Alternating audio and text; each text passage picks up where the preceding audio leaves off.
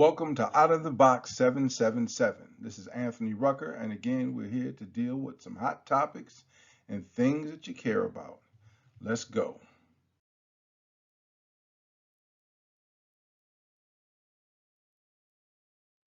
Today's topic on Out of the Box 777 is Trickle Down Economics, the Republican and Rich Person's Lie. So you might ask, why this title at this time? Well, for a couple reasons, multiple reasons. One, I dislike lies. Two, I dislike bullies. Three, I prefer the truth. Four, I like empowering people. Five, I believe the more powerful people, the more powerful the potential response. Six, people will have to face their excuses for inaction. And seven, I really dislike bullies.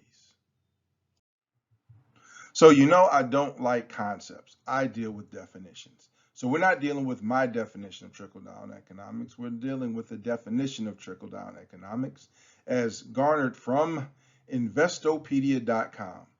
And for this, I'm not getting any endorsement or revenue from them. They just look like a credible source to pull this definition from. So, definition of trickle down economics. Trickle down economics, or trickle down theory, states that tax breaks and benefits for corporations and the wealthy will trickle down to everyone else.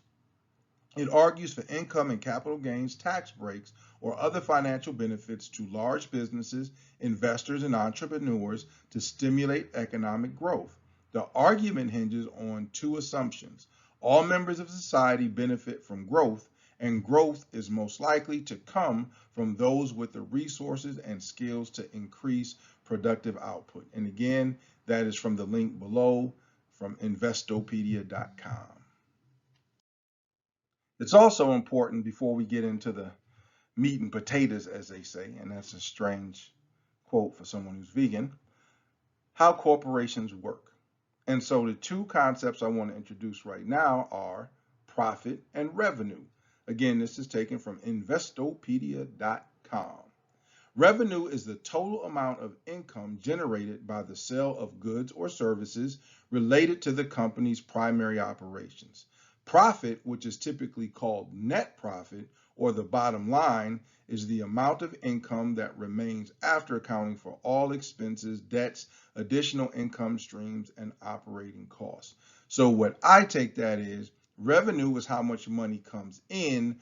Profit is how much money is left after all expenses and responsibilities are taken care of. The next term I want to introduce is profitability, and we're talking about how corporations work. And I got this definition from netsuite.com. Again, there is no benefit or money coming to me by doing this. They just had the most concise and understandable, accessible definition of profitability. Profitability is a measure of a company's ability to generate maximum revenue while incurring minimal costs. In the most basic sense, profit goes up as sales increase and or costs decrease. Now, I want to point something out. When we talk about profitability, it wasn't just revenue, it was to generate the maximum revenue while incurring the minimal cost. In other words, make as much as possible for as little as possible. And in the basic sense, and we're dealing with basic because I'm not an economist, I'm not a big exec at a company, and I don't know all of the inner workings. So this is going to be done on my level of understanding. But according to NetSuite, in the most basic sense, profit goes up as sales increase or costs decrease. I want you to keep that in mind. We're talking about maximum revenue for minimum costs. So with the topics in mind that we've just talked about, trickle down economics, which is believing that giving tax breaks and incentives and increasing income for big businesses, entrepreneurs, and investors is going to grow the economy and everybody will benefit. The idea of profit versus revenue, how much money you bring in versus how much money you get to take home after you pay all your bills and responsibilities, and profitability, which is maximizing revenue with minimal costs. So with that, let's ask a couple questions, or more than a couple.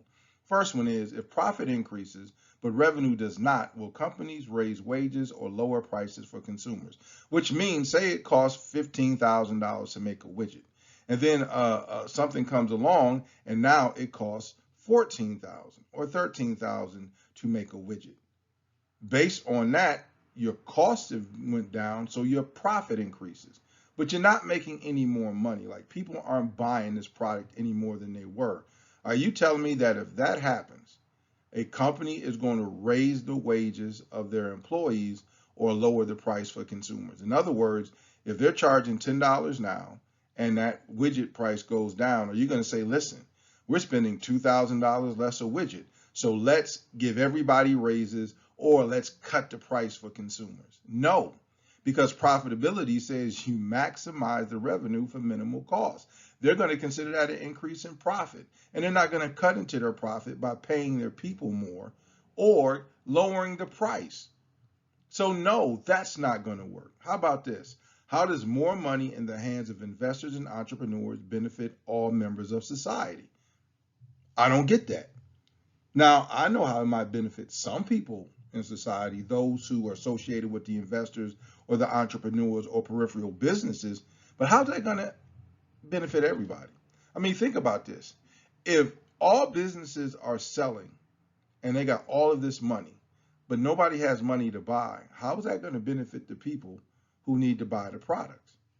How is getting money to the people who make the products going to benefit the people who can't afford the products in the first place? We'll let that sit. Let's ask another question. When companies increase profit, who usually benefits the most? Executives or other workers? So in other words, let's take Disney, let's take Amazon, let's take Tesla, let's take Microsoft, let's take, who cares, Walmart, anybody. If the overall company starts making more money, who does that money get passed down to? The executives or other workers? From my observations, when a company starts caking off, then the executives who they think are important or pivotal in it, they get bonuses. They get bumps in salaries. They don't give raises to workers when the company is doing great. And we're going to get into that. We're going to get into that later, because people are like, yes, they do, but we'll talk about that. But for the most part, when companies increase profit, the people who usually benefit the most from it are executives, not the wage workers, not the lower people on the totem pole. And how about this question? Once large businesses, investors, and entrepreneurs get money, how and why are they going to distribute those increases to all people? Like, what's the benefit if a business, investor, or entrepreneur gets a bunch of money to start distributing it out to all people? Like, what is their motivation for that? Like, hey, we got all this money from the government, we got these tax breaks, let's go give it away. Now, unless you're talking about a charity, which is basically a tax bump anyway, then we get that. But what is the benefit that once large businesses, investors, and entrepreneurs get money, how and why are they going to distribute those increases to all people? Because trickle-down theory says giving these people these tax breaks, increasing their income, is going to benefit all people. I don't know how. And then last, what is productive output? Because part of trickle-down theory is that, with this money, these people will come up with productive output. And what is productive output? And what good is output to those who can't afford it or get paid to produce it? Again, which leads to something I said before. We have all this productive output, but if there's nobody to buy it, if there's nobody to patronize the business that is being so productive, that business goes out of business. So it leads me to question how giving money to people who can make things instead of giving money to people who can buy things works. And we're going to get into the backwardsness of that in a second. But those are the questions I want to pose. And we're going to see what the answers to those look like. So now let's move from the presumption that trickle-down theory is a real thing, that it has a possibility of working, that this is a viable concept. Well, just like to get water in your house, you got to have pipes, and you got to have a source of water. To get electricity, you got to have wires, and you got to have a source of electricity. So for something to trickle down economically, you have to have an economic means for it to trickle. It's not going to, they're not, governments and businesses and entrepreneurs, they're not just standing on top of tall buildings making it rain. They ain't just dropping money down. So how does money trickle down in this capitalistic society? Well, there we go. Number one means of money trickling down is employment. And that's in the form of salaries or wages. Salaries are people who get paid a certain amount a year. Wages are people who get paid by the hour, how much they work. And so with that, the only way that a business has a way to directly give money for it to trickle down is if you work for them. If I don't work for IBM, they're not giving me any money. If I don't work for Starbucks, they're not giving me any money. If I don't work for Pizza Hut, they're not giving me any money. If I don't work for Tesla, they are not giving me any money. And if I work for them, I'm either going to have a salary or a wage, period. And then check this out. With those people, then you have two things. You have bonuses versus raises. And this is where we're getting back to if the business is making a whole lot of money. If a business is making a whole lot of money, and say I work on the assembly line, and that my productivity does not increase, my work doesn't increase, it is consistent, it is stable, it is sufficient. They are not going to give me a raise because the company is doing better. The only way they're going to give me a raise as an hourly employee is if I'm doing better. Me personally, the company could be making $10 billion more a year, but if my personal performance is not increased, they're not going to give me more money because they have more money. So this is where I'm saying executives, salaried employees, they get bonuses based on how well the company does. Wage workers get paid based on how well they do. And no matter how much the company makes, they're not going to arbitrarily give you a raise just because you work there and they're making more money. Now, let's not get stupid like every year they give a cost of living raise. Yes, but that cost of living is not based on because they're making more money. It's because they need you to stay there and work. And if you're going to die, you're not that effective. Or if you have to leave, you're not that effective. Or if you're working 2 jobs or 3 jobs to survive, then you're going to be less effective if you can't manage your time and your sleep. So they give those things out of necessity when we talk about cost of living raises. So understand this, when it comes to businesses, employers, investors, when we talk about that, the main way that they give away money is employment, salaries and wages, bonuses and raises. Otherwise, we're talking about contracting. You could be in a business that works peripherally with them. So you could be into lumber, they could be into construction, they buy lumber to you. You could be in steel, they buy steel because they construct, they buy steel from you. But other than that, how are you getting money from a company investor or a business? I mean, a company investor or an entrepreneur. Employment and contracting are the 2 biggest ways it comes down. Now we also have the thing called individual loans. But understand, when you get a loan, you're paying for free money if it came from tax breaks and things like that. So in other words, if a bank or somebody gets a tax break and they get more money and now they have more room, and then they loan it to you for a fee, they're actually making money off of free money. And then when you give your money to a bank and then they charge you interest rates when you borrow, or they charge you interest if you don't make enough money, again, they are making money off of free money. I put my money in there, then they use that and charge interest fees. They get paid off the money that I put in that they did not work for. And so when we talk about that, that's what happens too. So understand that it's not all about, oh, they give out loans. Those loans, unless they are 0% interest, you're paying for those. So again, when money trickles down, even through individual loans, we're paying for that. And then the last thing we have is charity. But charity is also a business, which means they're going to give money to a business, which is going to distribute money to an individual. So these are the 4 major ways that money trickles down in a capitalistic society, either through employment, contracting, individual loans, or charity. So check this out. All forms of trickling down fall under one of these. There is no other infrastructure that exists in America to distribute money. which means whether purposeful or not, trickle-down theory means the government empowers large businesses, investors, and entrepreneurs to decide who gets money, how much, and when.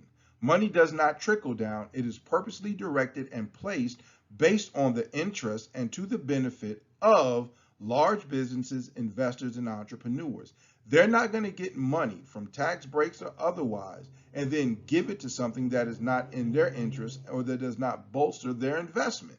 Which means when we do trickle-down economics, the government empowers investors, big businesses, and entrepreneurs to decide who benefits, how they benefit, when they benefit, how much they benefit, and it's all based on their interests, not on the interests of the people who are supposed to be getting the money. Think about that. So this is my aha moment, and not like an aha moment like no one else had it, but a lot of people don't say it with this much clarity, with this much specificity, because they're afraid of how they're going to be perceived or being called partisan. None of that which I care about. So this is my aha moment. Republicans practice trickle-down economics, which benefit large businesses, investors, and entrepreneurs.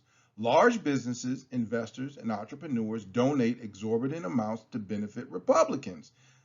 They create an alliance with mutual protection and support. By creating a permanent and subservient working class, they guarantee mutual control and success.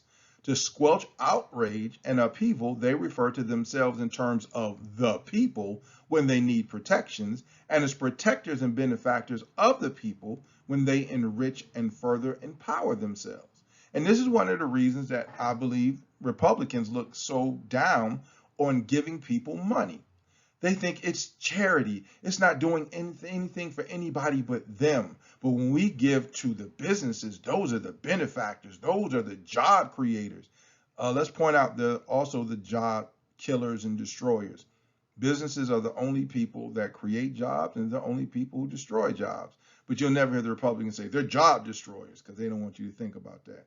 There are also people who lay off. There are people who downsize. There are people who shift and get rid of everything and shut down factories. Those what businesses do too. They just don't create jobs. So when they do this, they have a mutually beneficial system where the Republicans benefit from the businesses, the benefits benefit from Republicans, and there's no reason for them to change. Now understand Democrats do this too, but on a lesser level. And they cover it up in the appearance of benevolence and mutual benefit of business and citizens. At least the Democrats try to act like they're doing something that's going to benefit both people, even though it's going to benefit one group disproportionately. Not sure what that group is. Couldn't be the big businesses, entrepreneurs, or investors. Couldn't be them, or could it? So yeah, so that's what we have. That's our aha moment. It's a system. It is planned. It is not by chance. It's not by happenstance. This is a planned out thing for the mutual benefit and success of Republicans and politicians like them and businesses, investors, and entrepreneurs. Not rocket science. Well, we talked about trickling down, and let's be fair. Let's talk about both sides. Because if money can't trickle down, which is what I'm arguing is not going to happen on a regular basis, where all people can benefit from these big folks and investors getting money, let's talk about how money trickles up. Because, maybe there's no way for money to trickle up. Maybe I'm making an unfair comparison. So my question is, how does money trickle up from people to large businesses, investors, and entrepreneurs, and the government? Well, this is kind of a hard one. How about all goods and services? Because all goods and services usually come from businesses, investors, entrepreneurs, or the government. And unless you are producing your own food, your own clothes, this, that, and the other, you are paying somebody who's in one of those groups. And even if you're making clothes, you still got to buy cotton from someplace. You got to buy your textiles from someplace. You got to buy your materials from someplace. So again, those are businesses. So all of our money can trickle up through all goods and services. There's not a good or service that does not trickle the money up. unless we do something hand in hand, like I do something for you, you do something for me. Like I pay you to cut my lawn, you pay me to paint your house. But other than that lateral movement, all goods and services trickle money up. To the government, taxes, community, sales, and income tax. All of those trickle money to the government. You make money, you pay taxes on it. You spend money, you pay taxes on it. And then you have community taxes. You have taxes that are associated to gas prices and other things to pay for roads and infrastructure and all of that. But all community, all sales, and all income tax funnels to the government. And guess what? You pay one of those on everything. There's not anything you're going to do except hand to hand, exchanges where you're not paying some kind of community tax, sales tax, or income tax. Then let's talk about specific goods and service, healthcare, because everybody needs healthcare. That goes to a business. Hospitals are businesses, HMOs are businesses, and they are into making profit. Utilities, profits, those are businesses. Your food, unless you're a farmer, you're paying a farmer, which is a business, but you are most likely paying a big corporation who farms. Clothing. Well, like I said, even if you sew your own clothes, you still got to buy the material. That material comes from somebody. And banking. We all know about that. We don't have to talk about that. So check this out. Our money flows up through all goods, all services, taxes, healthcare, utilities, food, clothing, and banking. And I'm pretty sure everything that exists on the planet in this country exists under one of those banners. So check this out. All financial transactions, except those carried out between private citizens, flow upwards. The American society is set up as a perpetual reservoir to supply businesses and governments, cyclically filling and emptying itself to feed businesses, investors, and entrepreneurs. The reason they want us to have more money is so we can patronize them, so they can have more money. And then they create more stuff for us to patronize. But the money stays at the top and it leaves us. That is the true nature of America, of money in this country. It flows up. It has no other choice unless it goes laterally in like small things that we do with each other, or we just keep it. But if we keep it, that's banking. And then again, they make money because they keep our money. They give us a low interest rate for keeping it there. And then they charge higher rates to loan it out or make higher rates of return when they invest it. So for instance, say they invest in tax liens on property, guaranteed money. So if they're getting 18% on a tax lien and they're giving you 0.01%, then they're making damn near 18% on your money and you're paying for it. You're paying for it because you're giving them access. And then they're going to charge you if there's a late fee. They're going to charge you if there's an overdraft fee. They're going to charge, and it doesn't matter that your money has made them more money than they can count. They're still going to charge you. So yes, all money trickles up unless we just hold it. That is the fact. So giving money at the top just guarantees it stays at the top, because no matter how much money you give to people at the bottom, if they want to do anything as far as goods and services, all their money is going to trickle up. It has no other choice. So let me give you a summary of some of my takeaways. When anyone endorses trickle down economics, simply ask one question: how? How does trickle down theory actually work? And don't tell me the concept. Well, you give money to them and they give money to this and then we grow and we're all better. No, tell me the means. Just like I want to know what electric lines are tied to my house to make sure I'm getting electricity, what pipes are connected in my house so I can make sure I get water. You know what I'm saying? I want to know. I don't want to guess like, give me some money and then hopefully your lights turn on, or give me some money and hopefully you'll have water to bathe in and drink. No, don't tell me a concept of how it works in your mind, like this is how this big scheme is. Tell me actually how it works with the nuts and bolts, the actual functioning of it. Then ask this question: how does giving money to rich people and organizations benefit poor and middle class people? Think about this. Why are we giving money to organizations and rich people if the people who need it are the poor and the middle class? And how does it make sense to enrich a group of needy people by giving money to a group of the people the needy are not a part of?